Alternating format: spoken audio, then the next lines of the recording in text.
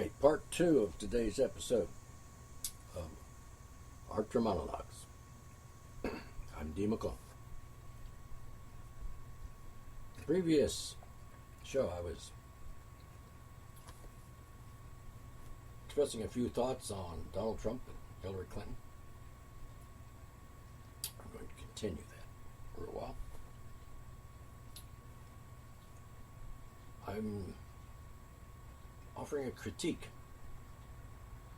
of Donald Trump. I have offered critiques of Hillary Clinton adequately.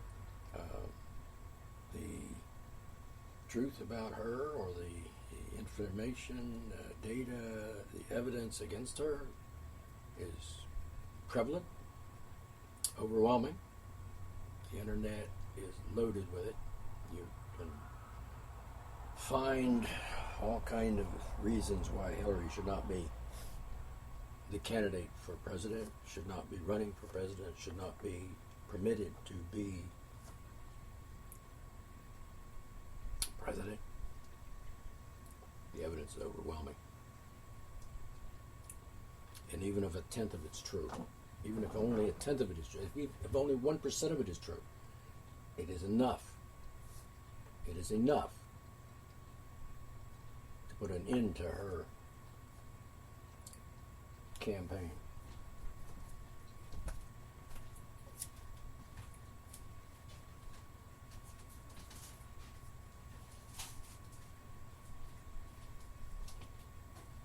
I think any intelligent, rational, thinking person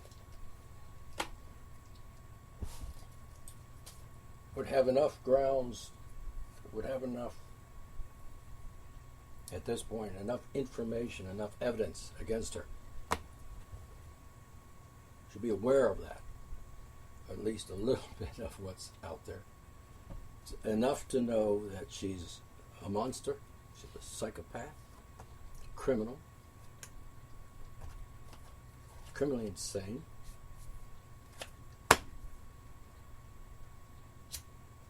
Should know enough at this point to be able to make a rational, logical conclusion, calculated, logical conclusion, and say, Hillary Clinton, president, no, never, ever. At least enough information to know at this point that it would be idiotic to vote for this cunt puke ass biscuit.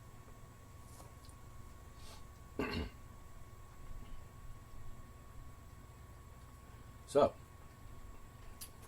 actually, I'm getting really tired of saying nasty things about the bitch. I doubt seriously if anybody listening to this is going to change their mind because of what I say. I mean, it's just realistic. I don't think people change their minds just listening to a radio show of some guy they never heard of. Especially when there are so many celebrities or radio personalities telling them even more than what I could possibly reveal on my own show.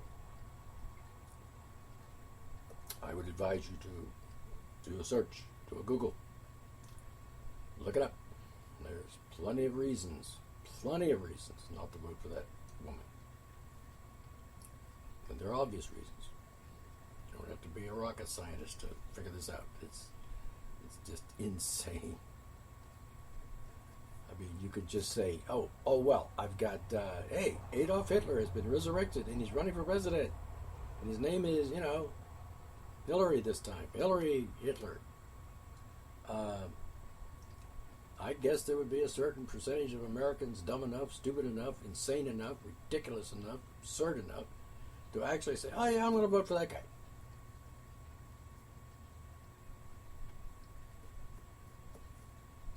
Of course, there are people out there in the world, of listening world, listening to my show, perhaps a few of you, that are like, let's say born in the last half of the last century or the beginning of this century. You're like 12, 15, 20, 30 years old, 35 years old. I know a couple. I know a couple of guys that are like 34, 35. They think they've got it all down pat. They think they know it all. They haven't got a clue. It's like talking about the Vietnam War of Aggression.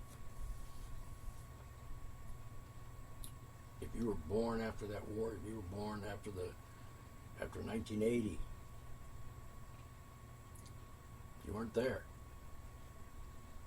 You didn't experience that. Chances are, public schools, if you're attending public schools, you're not going to learn the history of America. You're not going to learn the truth about anything. Public schools are not educational facilities. They're indoctrination centers. So if you're a young person, if you're under 20 years of age and you're listening to this, you're thinking something. I can't imagine what your limited knowledge data bank in your brain is going to tell you, and how you're going to think about things. An interesting statistic I read the other day was 69% of voting age Americans under 30, that means between 18 and 30, 69% of them would favor or want America to be a socialist country. 69%.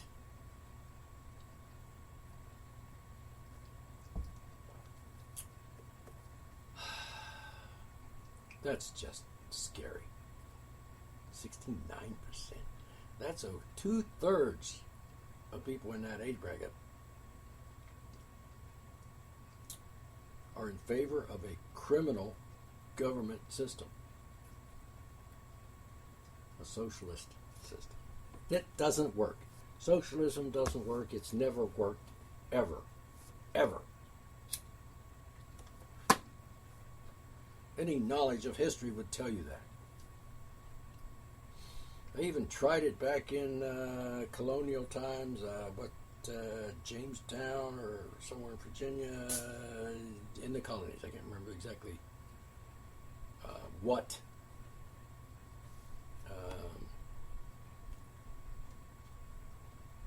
town it was, community, in the colonies, the colonial people. They tried it, didn't work very well. People starved. They had to stop that system and do away with it and go back to capitalism or free market, or let's give people an incentive to do something, because if we're just going to give them everything for that and then they don't have to work, they won't work, and everybody will just hang around and drink lemonade in the shades. Of course, you won't have any lemonade because nobody's going to be working to collect the lemons to make the juice out of. It's an absurd notion, and why anybody would want that to be. They have this kind of twisted view of reality, I think. It's some sort of delusion they're living in. Oh yeah, we love the programs. We love the socialist programs, Social Security, welfare, food stamps, all these programs, socialist programs. Now, I'm not suggesting we do away with them. At least not like right away, not like just like tomorrow. We're ending this tomorrow. That would be crazy. That would create havoc.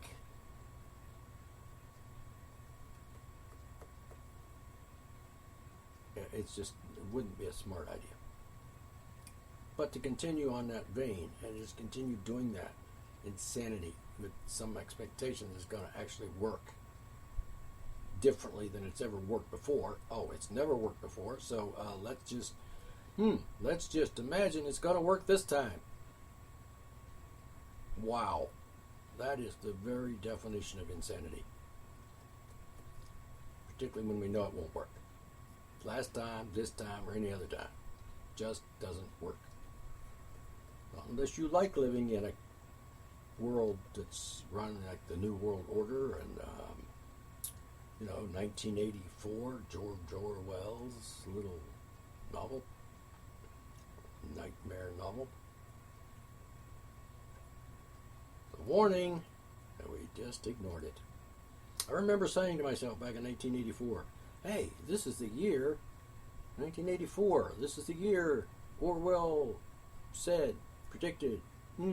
Well, it's not that way yet. Maybe he meant 1989.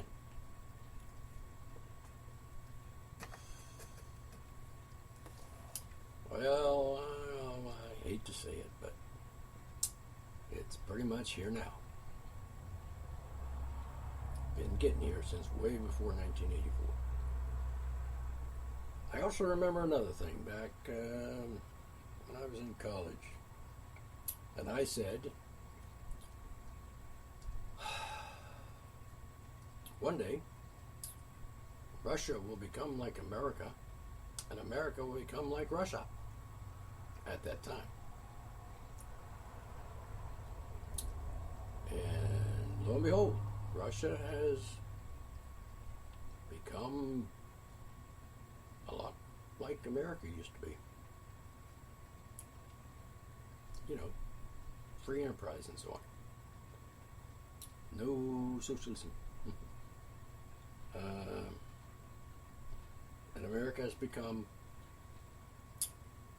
Russia. And quite a bit of America has become Nazi Germany in today's world. It is scary. And in my lifetime, I just never imagined it when I was younger, that the world would be like this, that it would become a fucking living nightmare. I kind of wish it isn't or wasn't like this. But all we can do is keep trying. And I'm not going to give up. But the end result, the bottom line is I might just have to figure out a way to live in a world that's gone mad. I only have a limited number of years in my life left. Not enough time to start a revolution and change the world. I'm only one guy. Need lots of people on board to do that. We don't have any leaders to lead us. Ironically, a lot of them were murdered. Yeah, murdered.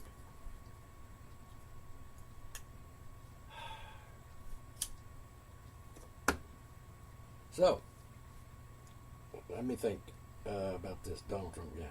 What else does he want to do? What else did he say? He said, again I paraphrase,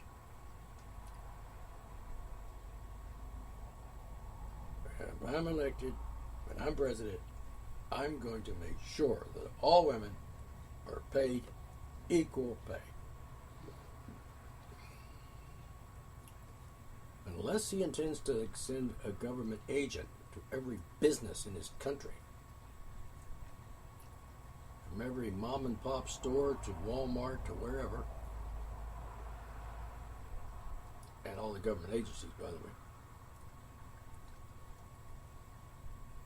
If he's going to make sure of that, then the only way he's going to make sure of that is if he has an agent in all of these businesses in the world, in the country, that'll report to some bureaucrat somewhere in Washington saying, hey, Martha's not getting paid the same as Bill. And they have to do some kind of legal menangling around and make sure that Mary gets paid the same as Bill. I'm thinking that's not exactly a free country if the government can force me, for example, to pay my employees any amount of money. I was in business, self-employed, general contractor, 40 years. I hired people, fired people, and I paid people. And every one of those employees came to me, can I have a job? Hiring? Need any help? Sure. What can you do? I hired inexperienced people. I was painting a house. Yeah, I need someone to help me paint a house. There's the house, there's the paint, there's the brushes. Show me what you can do.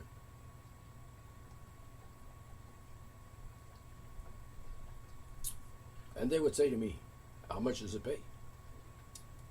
You know, actually, there were people that actually hired on or wanted to be hired by me in my business who didn't bother asking how much pay was. I find it rather odd. Can it work for you? Sure. There's a job. There, go to it. You know, payday or whatever came along. Wow, how much I get paid? Yeah, well, you worked X number of hours and you got X number of dollars. So I guess you can figure that out for yourself if you can do math. You know, divide X hours by X number of dollars. No, the other way around. You know, I'll tell you how much you get an hour.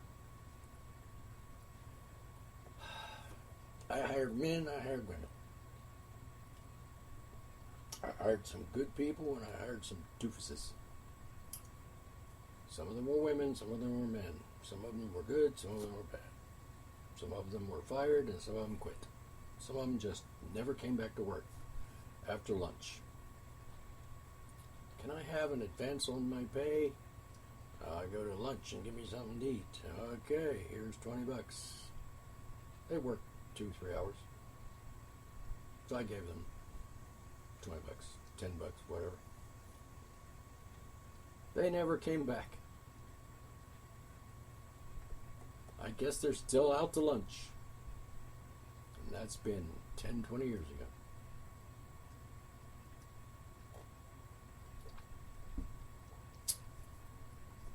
They actually wanted some money to buy something besides lunch, I'm thinking. And why didn't they come back? There was one guy that did come back, and he was a pretty good guy, and he worked great. And he was a dark-skinned person. I'm not going to say African-American. I'm not going to call him black, because he wasn't. He was brown. And I hired him because he asked me for a job. And he said, seemed like a decent sort. And I'm a fairly good judge of character. And you don't always know. I hired him. I paid him the prevailing wage at the time for my company. I paid him the same as anybody else that worked for me at that time. And a woman came by, young woman. I'd probably get away with calling her a girl at this point, since I'm old enough to call everybody younger than me boy or girl. No discrimination there.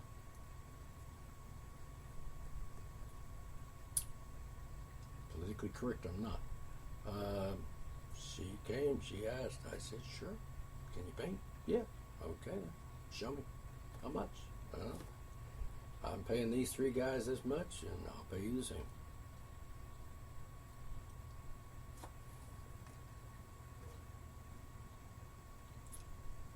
Did they work equal? Did they do equal work? Well, she climbed up the ladder with a paintbrush and started painting the side of that house. And the other guy, the black guy, the brown guy climbed up the other ladder and started painting that side of the house.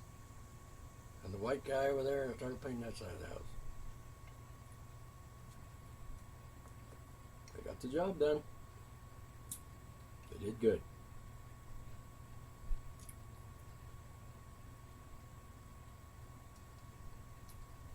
All 3 of them got the same amount of pay. It was pretty good pay by standards at the time.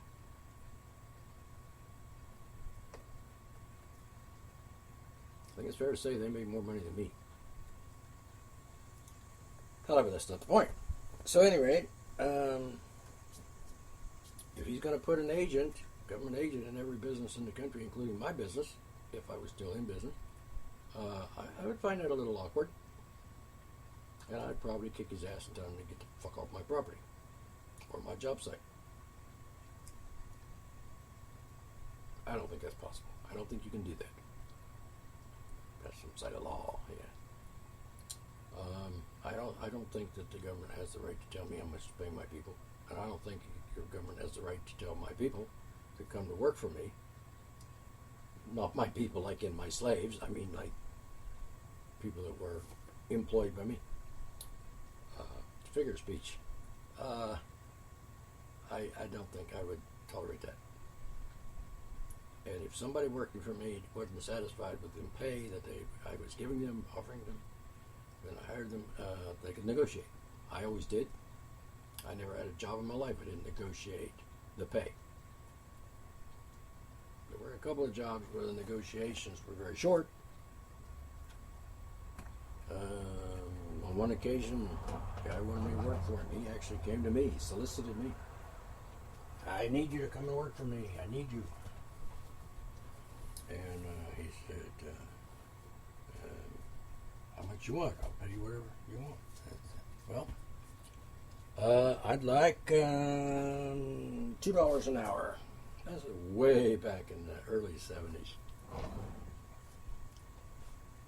He wanted me to work for him in his restaurant as a cook. I don't think it qualified as chef, but I did chef work as well as short order cooking. And the prevailing wage at that point was $1 an hour. I think it was the minimum wage, and he paid minimum wage. He asked me how much. I said $2. See, I already had a job working in a restaurant, and as I recall, I had working in a restaurant at that time. I'd been working in an office during the day, and he said, "Come down in the evening and work for me, part-time in the evening." And I said, "Well, extra money. I guess I can use it." So I took on the job, $2 an hour. He said, "Fine, that's it." I said, "Cash at each end of my shift, cash. Not taxes or any of that crap." He agreed. So went to work. There's some details there I won't get into. It's another story involved there. But I went to work, did my shift. At the end of the day, I'd work 4, 5, 6 hours. I'd say I worked 5 hours. They gave me $10. Cash. Now, that's not cash under the table. That's just straight out business between him and me, as it should be. I did the labor. He gave me compensation for it. And I asked for $2 an hour. I got $2 an hour. That's the way it should work.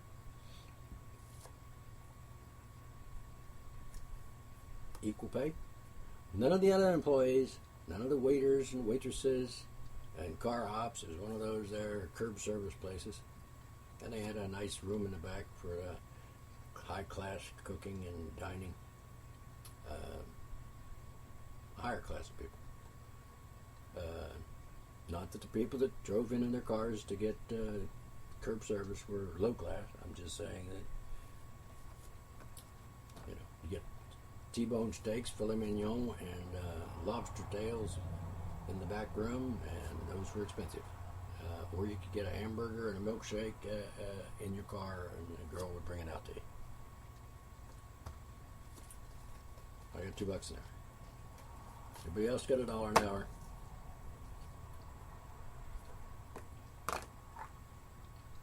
And worked out pretty good.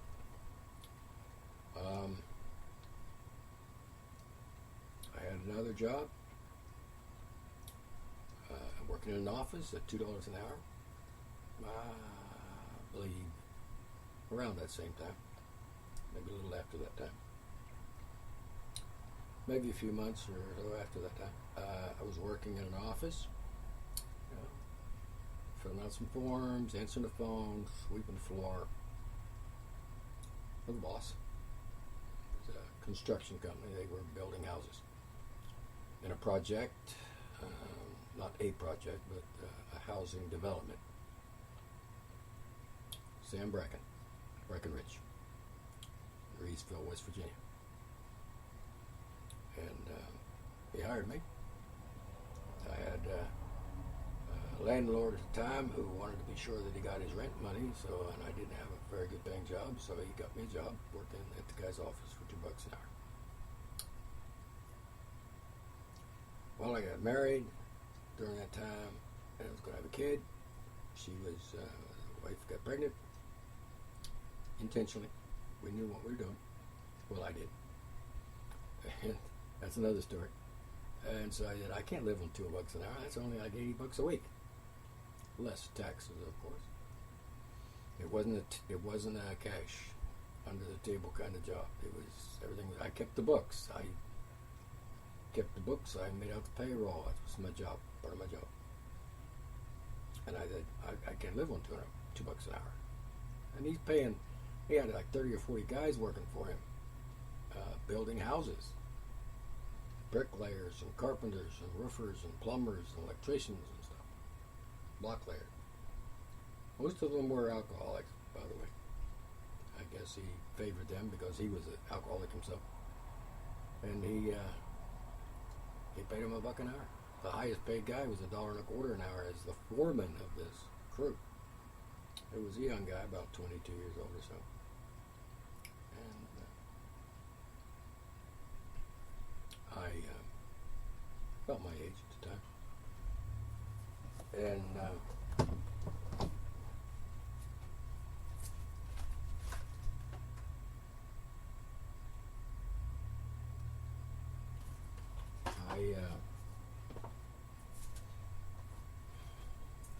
I told him I had to have more money. I couldn't live on that. So I figured out my bills, my rent, and my utilities, and groceries, and gasoline, and so on. As a side note, gasoline was about 30 cents a gallon. 30, 31 cents, 32 cents a gallon at the time. I'd fill up my car. Well, actually, I'd get $5 worth of gas and drive all week with that. Drive all week, $5 worth of gas. 32 cents a gallon. I think the car I owned at the time got about 17, 18 miles to a gallon. Big car, relatively big car, Chrysler. Very nice car. And he said no. He said, you're not even earning $2 an hour yet. Like, yeah, but still. Gotta earn a living. I gotta pay the bills. Dang it!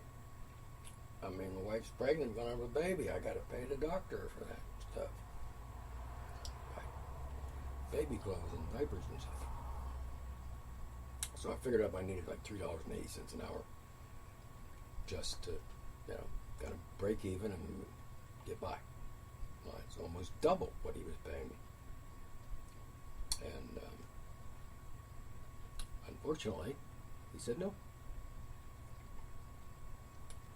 And it could be unfortunate, it could be fortunate, depending on the way you look at it. But so I started looking for another job because I had to make more money. $2 an hour after taxes, a lot less than $2 an hour. I don't forget what it was. $1.80 or so after taxes an hour. Working supposedly a 40-hour week. I didn't work 40 hours a week. I didn't have to punch a clock. I just showed up in the morning, supposedly 8 o'clock, went home at 5. We went for lunch. Had an hour for lunch. And I went for lunch. I drove all the way to home and to get lunch, and sometimes it didn't work out so great. It's another story. The wife was not too hip on cooking. Anyway. Like I said, another story, another time. So I didn't get the $2, didn't get the raise, so I started looking for another job, and I found another job in a factory locally, and it paid $2.71, I believe, an hour. I figured, hey, it's better, not the $3.80 I needed, but better, and so I switched jobs. Which I didn't keep long for reasons I won't get into, but through certain faults of my own, I lasted there about 3.5 weeks. The point is, when I worked at the factory, I negotiated. I went in to an interview. They were hiring, and as it turns out, they hired 2 people for a job.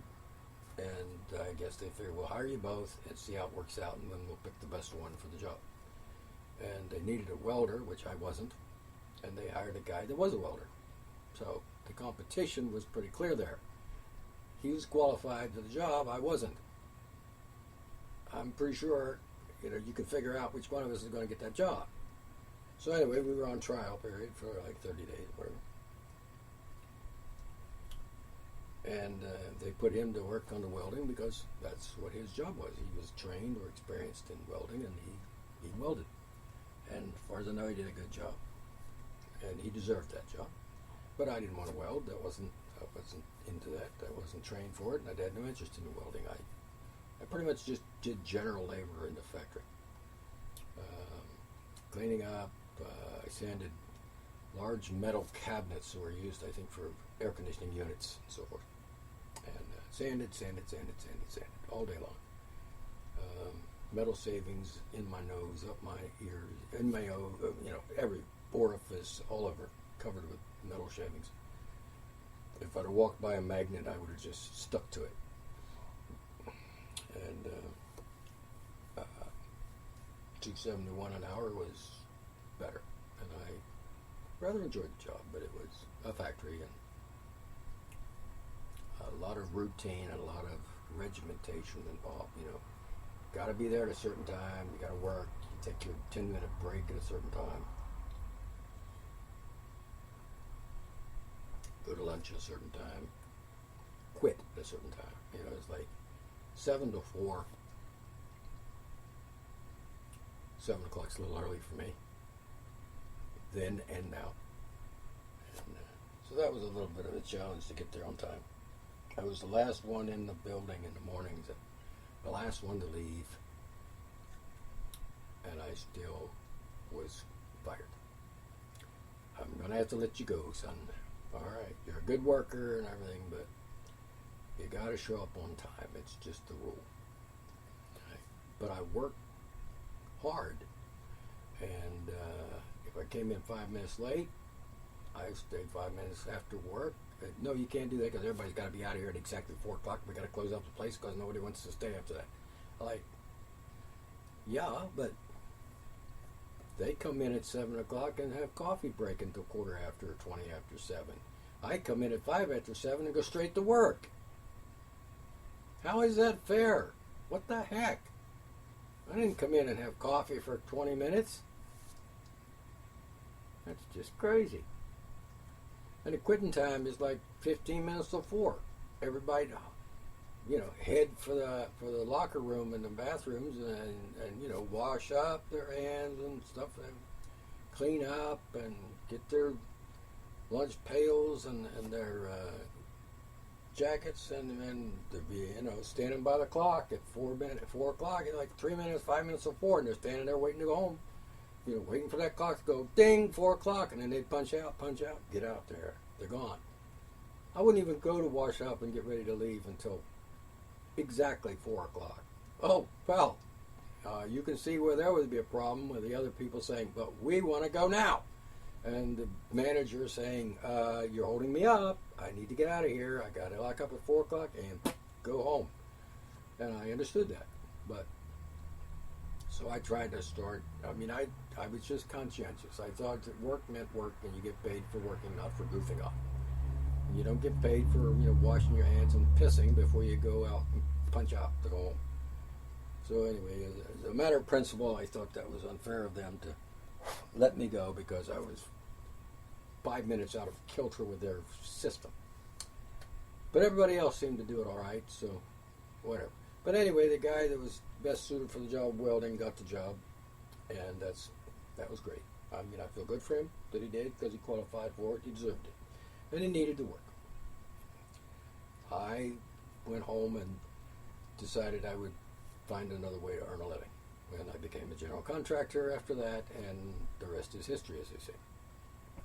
The point is, I negotiated with him not to be fired, and I negotiated to get the job in the first place, and tried to negotiate for better than $2.71. But when you're starting out in a factory at the bottom as a sweeping the floor and taking out the trash and sanding metal cabinets for 8 hours a day, you go with a starting salary and hope to get a raise. If I'd have stayed, if I'd have got to stay longer over the 30 days and got into the union, I suppose, if there was a union, I think there was, can't remember, then I could have negotiated at the end of 30 days for a raise, I suppose. Not that I would have got it, but I could have. It's the same with the girl, the woman that came to me one day and wanted to work on my painting jobs. And I said, I pay X number of dollars. I don't remember exactly at that point what it was. I started out paying $4 an hour, $5 an hour, $6, $7, $8 an hour, $10 an hour. After 40 years, it was up to 10 or 12 for those who were experienced and capable. But I didn't hedge on that. It was like, if you work, if you do the same job as everybody else on the crew, everybody gets paid the same. I paid one guy a little bit more because he was my brother. There's a name for that. What do they call that? Familyology. I forget what the word is. You know what I mean. Nepotism. I played favorites with him because he was worth the 10. For one thing, and secondly because he needed the money. And the other guys were not complaining. So there's a case of 3 guys on a crew doing the same job, 2 of them making $8 an hour and 1 of them making 10. Everybody negotiated for themselves. There wasn't a union to it. There was never any union. Never did a union shop deal in my business. Wouldn't. Refused to. Nobody ever actually asked me to become a union shop, and I wouldn't have done it if they'd asked me. For reasons I won't get into here. It's another story at another time. So anyway, negotiate. They negotiated. There was one time when the 2 guys that I had on the crew working for me came to work in the morning, stood outside the office and said, "We're not going to work today." And I said, "Why?" And they said, "We're on a strike." And I said, "What? What strike? There's no strike. You work, you get paid. You don't work, you don't get paid." Anyway, they wanted a raise, and they were getting less than, I believe that was back in the early days of my business, and prevailing wage for my business at that point was about $4 or $5 an hour. Now you have to understand the minimum wage is like $1.25, so they were getting pretty good money basically in a comparison to minimum wage, which I could have offered them minimum wage if they tolerated that. They wouldn't have. Not after they got 4 or 5, they wouldn't. So I gave them a raise. I had work to be done. There was houses to be painted, and I needed them to do the job, and because I couldn't do it all by myself.